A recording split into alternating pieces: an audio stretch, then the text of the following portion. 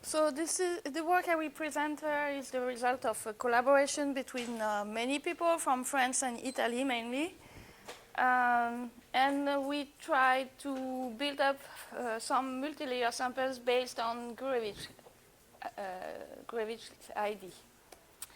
So that's my own interpretation of the three references that are on the top of the page. Probably it's quite simple-minded, but it helped me to go on with work during this time.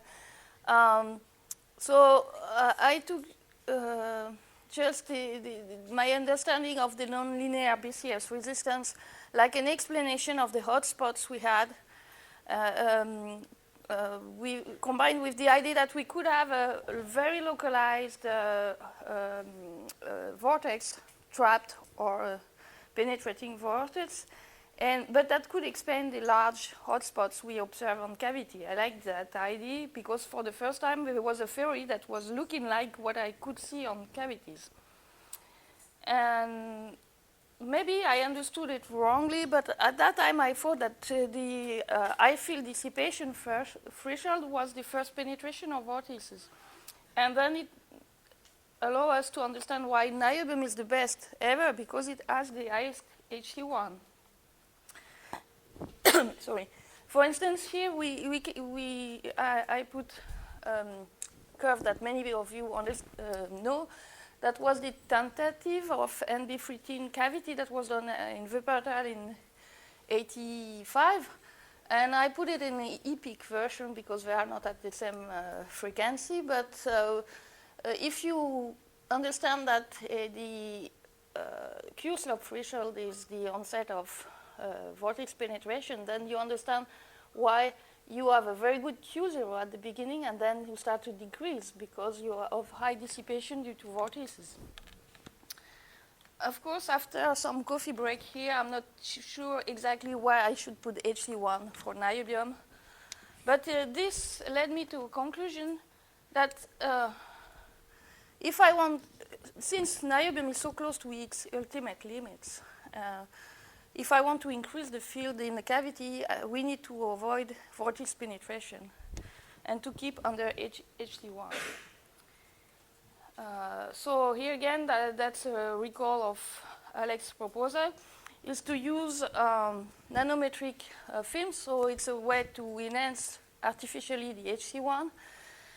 For example, with a 20 nanometers NBN films, we can expect a 200 time enhancement of the HC1. But moreover, if we use a higher TC superconductor, then we should expect a much lower RBCS resistance. And provided that we know how to build it with a lower residual resistance, we should also increase the Q0. So, and the idea is to keep always below HC1 of niobium. And the way we do it is to deposit several layers, nanometric layers, so that the HC1 of those layers is very high, so we can apply a quite high field, but we won't have vortices or transition in those layers. You need to have an insulating layer to have a Josephson decoupling of the layers, and then you can attenuate the field until you keep below a certain field inside the niobium. So with higher TC superconductor, we could expect not only to increase the field, but also to increase the Q0, which is a big issue for any application of SRF. So I want to make a stop. Why did I choose to start with model samples? Of course, because it's easier to change a lot of parameters on sample than it would be on cavity. For instance, we can start to get good quality layers on model substrate like monocrystalline sapphire, and then switch to monocrystalline niobium, then polycrystalline niobium, study the surface preparation effect. We can use this way to optimize the structure of the multilayer, which depends not only on the calculation from Alex, but also the quality of the material you can achieve. So you need to optimize the thickness, the number of layers, and so on. But we have a trouble is that HC1 measurement is more difficult than with classical, more difficult with DC means. But since we expect that HC1 in RF would be somewhere between the DC HC1 and the HC, I think that any DC measurement will give us a good estimation of what we can achieve. And if you keep below HC1, you don't really have to care about what exactly the superheating field is, or what the complex behavior of the vortex is. You just keep it below it. You don't care. But we will still need some RF tests to estimate the surface resistance and the residual resistance, and then the Q0. So that's how we started to build high-quality model sample. The choice of NBN is not because it's the best ever, but it's the one that has been widely used for superconducting electronics preparation. And if you look close to those structure, they are very close to the Josephson junction structure, except that the insulating layer is thicker. So I went in touch with Jean-Claude Villégier in Grenoble, who is a guy who has been doing Josephson junction in NBN for many years, and he could build up very good quality layers with magnetron sputtering on monocrystalline substrates. We made some characterization of that. Of course, we measured the TC. So we started, I should go back. Basically, we made 3 sets of samples. One is what we call our reference sample. It was meant to mimic a kind of bulk niobium, but it's still a magnetron sputtered, and it's a 250 nanometer bulk niobium, sputtered niobium covered with an insulating layer of 15 nanometer MgU. And the single layer sample is the same one covered with 25 nanometer NBN. And the way we got this one is that we cut basically the wafer of this one in two, and then we reactive ion etched it until the MgU to get this one. So when we compare them, it's exactly the same niobium underneath.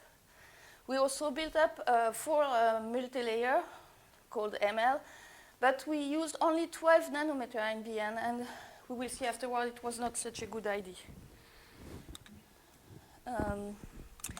The TC are really relevant for good magnetron sputtered layer. It's 8.9 for the niobium, 16.37 for the single layer, so for NBN, 25 nanometer NBN layer, it's quite good. And the multi-layer is a little lower, 15.48.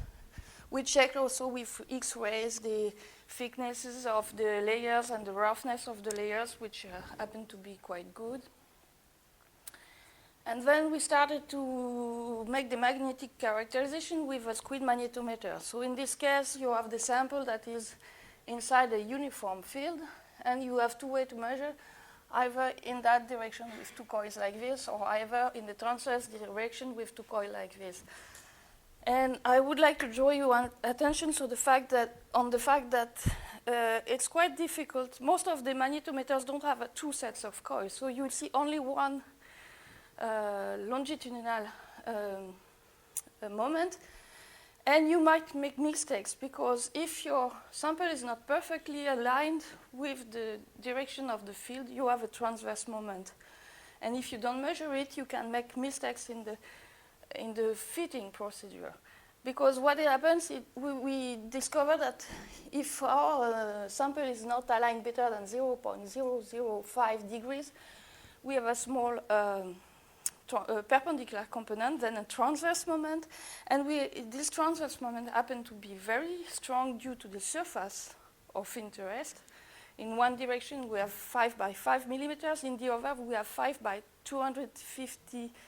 millimeter by 250 nanometers. So the integration is not the same. So with a small perpendicular moment, you have a huge transverse moment, and you can have crosstalk between the 2 components. So it took us a while to be able to develop dedicated fitting procedure where we separate the two components and can interpret correctly the results.